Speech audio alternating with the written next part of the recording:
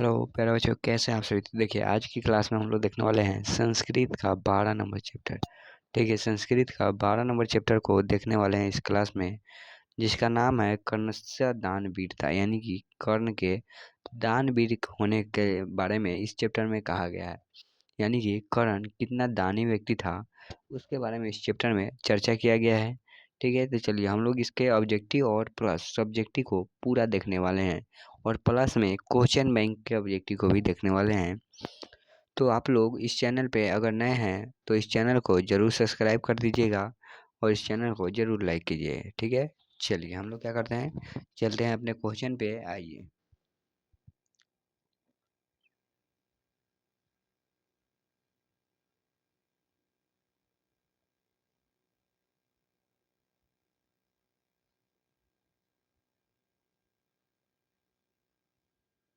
चलिए तो आया है पहला नंबर ऑब्जेक्टिव। ठीक है, और देखिए क्लास को स्टार्ट करने से पहले आप लोगों से एक सवाल है। ठीक है, इसका आंसर ज़रूर आप लोग कमेंट में लिखिए कि आपने इस चैनल को अभी तक सब्सक्राइब किया है कि नहीं। सब्सक्राइब किए हैं कि नहीं, आप सभी ज़रूर बताइएगा। ठीक है, चलिए तो देखिए पहला नंबर ऑब्जेक्टिव दिया गया है, कर्णस्य दानवीरता पाठ के रचनाकार कौन है। इसके रचनाकार कौन है तो याद रखिएगा भास। ठीक है, भास जी है। नेक्स्ट है अगला है, कर्णस्य दानवीरता किस प्रकार का पाठ है तो याद रखिएगा ये नाटक है। महाभारत का एक नाटक के रूप में इस पाठ को दर्शाया गया है।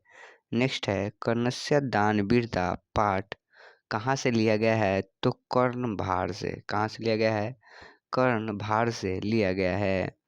देखिए, अगर आपसे इसी पाठ में पूछेगा ऑब्जेक्टिव में, महाभारत के लेखक बताइए, महाभारत के लेखक बताइए तो वेद व्यास याद रखिएगा। अन्य नाम बताइए तो जय संहिता बताइएगा, और श्लोक इसमें कितना है तो 1 लाख से ज़्यादा, 1 लाख से ज़्यादा इसमें श्लोक है। ठीक है, अगला है, सूर्यपुत्र कौन था तो इस देखिए सूर्यपुत्र जिसका नाम कर्ण है, जिसको दानियों का भी दानी कहा जाता है, तो सूर्यपुत्र कौन है तो कर्ण। ठीक है, अगला है, कर्ण किसको कवच और कुंडल देता है तो याद रखिएगा इंद्र को। इंद्र भगवान देखिए ऐसे ही बहुत कपटी किस्म के व्यक्ति भगवान है। ठीक है, देखिए रूप बदल कर आए हैं, ये रूप बदल कर आए हैं और इस करण से क्या ले रहे हैं तो कवच और कुंडल दोनों दान में मांग ले रहे हैं छल से। ठीक है, अगला है, कर्ण किसे देश का राजा था। सॉरी बच्चों, कर्ण किस देश का राजा था तो अंग देश का। याद रखिएगा कर्ण जो था वो अंग देश का राजा भी था। अगला है, कर्ण किसको नमस्कार करता है तो इंद्र को। ठीक है, किसको नमस्कार करता है, इंद्र को। नेक्स्ट है, कुंती पुत्र कौन था, कुंती पुत्र कौन था तो याद रखिएगा कर्ण। कौन था, कर्ण था कुंती का पुत्र। नेक्स्ट है, कर्ण किसके पक्ष में युद्ध करता था तो कौरव के पक्ष में। किसके पक्ष में, कौरव के पक्ष में कर्ण युद्ध कर रहा था। नेक्स्ट है, अगला है, कर्णभार नामक नाटक के रचनाकार कौन है तो इसके रचनाकार है भास, महर्षि भास। अगला है, महत्तारा भिक्षा याचे यह किसकी युक्ति है तो स्वर्ग। ठीक है, स्वर्ग यानी कि इंद्र की। ठीक है, स्वर्ग यानी कि स्वर्ग इंद्र की, इंद्र ने कहा था। ठीक है, क्या हमेशा स्थिर रहता है, क्या हमेशा स्थिर रहता है तो दान। नेक्स्ट है, शक्र यानी कि इंद्र किस वेश में प्रवेश करता है तो याद रखिएगा ब्राह्मण, जो ये साधु भाव है ना, साधु भाव, ऐसे ही इंद्र भी जाता है मांगने कर्ण से। ठीक है, नेक्स्ट है, मजबूत जड़ वाले कौन गिर जाते हैं, मजबूत जड़ वाले कौन गिर जाते हैं तो याद रखिएगा वृक्ष। कौन गिर जाते हैं, वृक्ष गिर जाते हैं। नेक्स्ट है, किसने छल पूर्वक दान में कवच और कुंडल ले लिया तो किसने ले लिया तो इंद्र ने। कर्ण से कौन ले लिया तो इंद्र ले लिए। ठीक है, छल से। अगला है, धर्म ही यत्नो गुण धानते चलो कहाँ से लिया गया है, तो कर्णस्य दान वीरता इस चैप्टर से लिया गया है। अगला है देवता और असुरों द्वारा क्या भेदने योग्य नहीं है। तो देखिए जो कर्ण के पास जो कवच है, ठीक है, उसे कोई भी भेद नहीं सकता, यानी कि उसको कोई भी तोड़ नहीं सकता है। वो जब तक कर्ण पहना रहेगा, कर्ण को कोई मार नहीं सकता है। अगला है कवच कुंडल के साथ किसका जन्म हुआ था, तो याद रखिएगा जो कर्ण है इसका जन्म ही कवच और कुंडल के साथ हुआ था। अगला है भास के कितने नाटक उपलब्ध हैं, तो याद रखिएगा महर्षि भास के 13 गो नाटक क्या है, उपलब्ध है, 13 गो नाटक उपलब्ध है। अगला है ब्राह्मण वेशधारी कौन था, ब्राह्मण वेशधारी कौन था, तो इंद्र, ठीक है, कौन था, इंद्र था।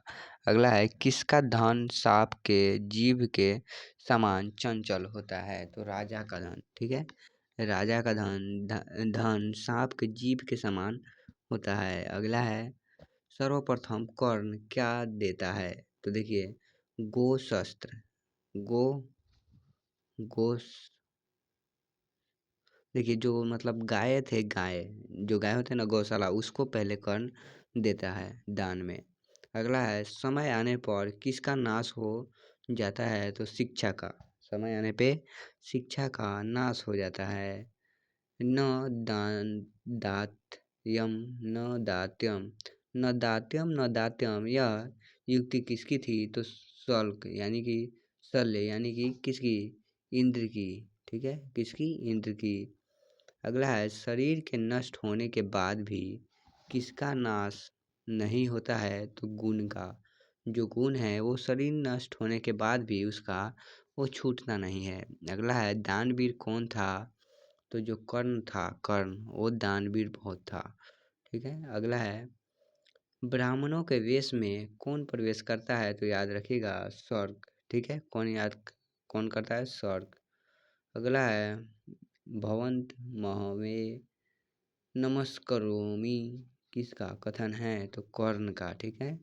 अगला है इंद्र ने कर्ण से छल क्यों किया, तो देखिए अर्जुन की सहायता के लिए, ठीक है, अर्जुन की सहायता के लिए इंद्र भगवान छल करते हैं। अगला है अंगराज किसे कहा जाता है, अंगराज किसे कहा जाता है, तो याद रखिएगा अंगराज कर्ण को कहा जाता है, ठीक है।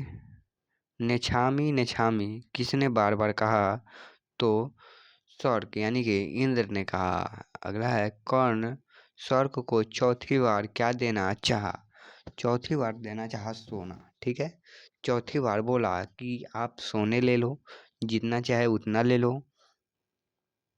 अगला है चलिए ऑब्जेक्टिव समाप्त हुआ, अब आ गया है क्वेश्चन बैंक, ठीक है, क्वेश्चन बैंक आ गया है, तो हम लोग क्या करते हैं क्वेश्चन बैंक को भी सवाल देख लेते हैं। और देखिए 2021 में यह पूछा गया है कि सर्क ने कर्ण से छल पूर्वक क्या ले लिया, तो कवच और कुंडल दोनों ले लिया, ठीक है।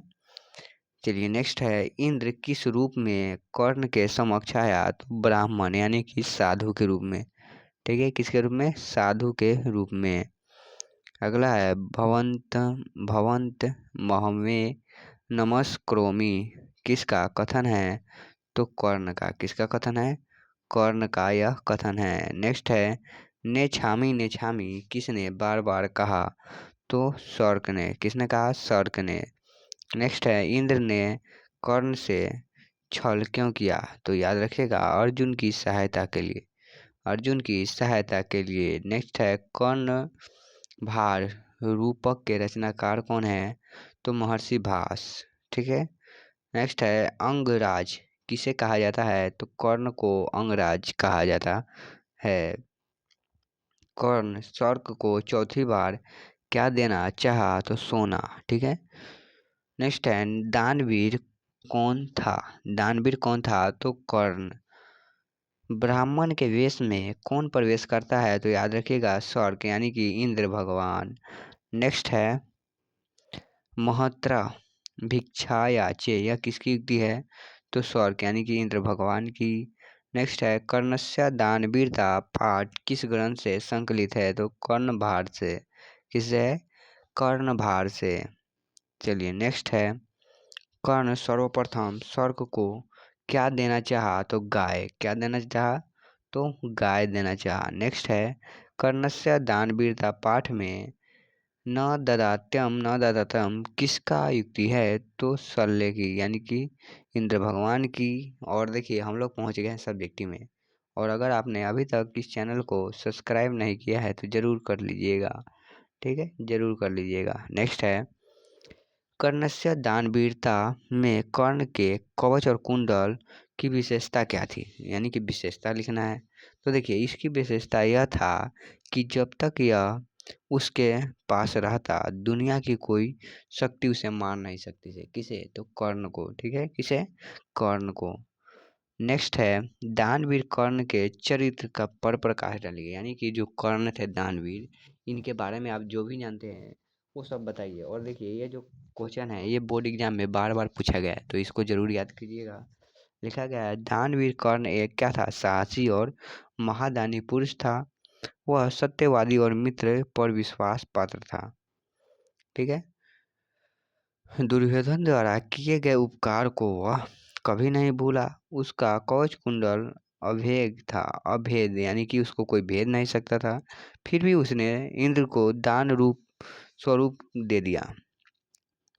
कुरुक्षेत्र में वीर गति को पाकर वह भारतीय इतिहास में अमर हो गया। सही बात है। नेक्स्ट है, कर्ण कौन था एवं उसके जीवन में हमें क्या शिक्षा मिलती है? देखिए कर्ण जो था वो किसका पुत्र था? तो सूर्य और कुंती का पुत्र था। महाभारत के युद्ध में उसने कौरव पक्ष से लड़ाई की। इस पाठ से हमें यह शिक्षा मिलती है कि दान ही मनुष्य का सर्वश्रेष्ठ गुण है, क्योंकि केवल दान ही स्थिर रहता है। शिक्षा समय परिवर्तन के साथ समाप्त हो जाती है। वृक्ष भी समय के साथ नष्ट हो जाते हैं। इतना नहीं, जलाशय भी सूख कर समाप्त हो जाता है। इसीलिए कोई भी मोह किए बिना दान अवश्य करना चाहिए। ठीक है। नेक्स्ट है, दानवीर कर्ण ने इंद्र को दान में क्या दिया? ये क्वेश्चन का जवाब आप देंगे। ठीक है, आप लोग देंगे। नेक्स्ट है, कर्णस्य कर्णस्य दानवीरता पाठ के नाटककार कौन है? कर्ण किसका पुत्र था? तो देखिए कर्ण दानवीरता पाठ के नाटककार भास हैं। कर्ण कुंती का पुत्र था और उन्होंने इंद्र को दान में क्या दिया? कवच और कुंडल दे दिया। नेक्स्ट है, कर्णस्य दानवीरता पाठ के आधार पर दान की महिमा का वर्णन करें, अथवा कर्णस्य दान वीरता पाठ के आधार पर दान के महत्व का वर्णन करे। तो लिखिए, कर्ण जब कवच और कुंडल इंद्र को देने लगते हैं तब शल्य उन्हें रोकते हैं। इस पर कर्ण दान की महिमा बताते हुए कहते हैं कि समय के परिवर्तन से शिक्षा नष्ट हो जाती है। बड़े बड़े वृक्ष उखड़ जाते हैं, जलाशय सूख जाता है, परंतु दिया गया दान सदैव स्थिर रहता है।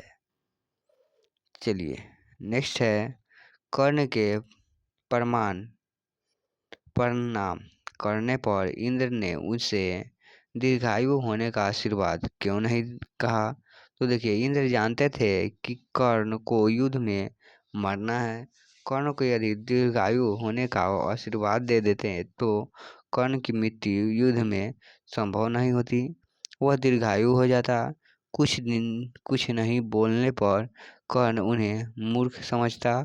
इसीलिए इंद्र ने उसे दीर्घायु होने का आशीर्वाद न देकर सूर्य, चंद्रमा, हिमालय और समुद्र के तरह यशस्वी होने का आशीर्वाद दे दिया।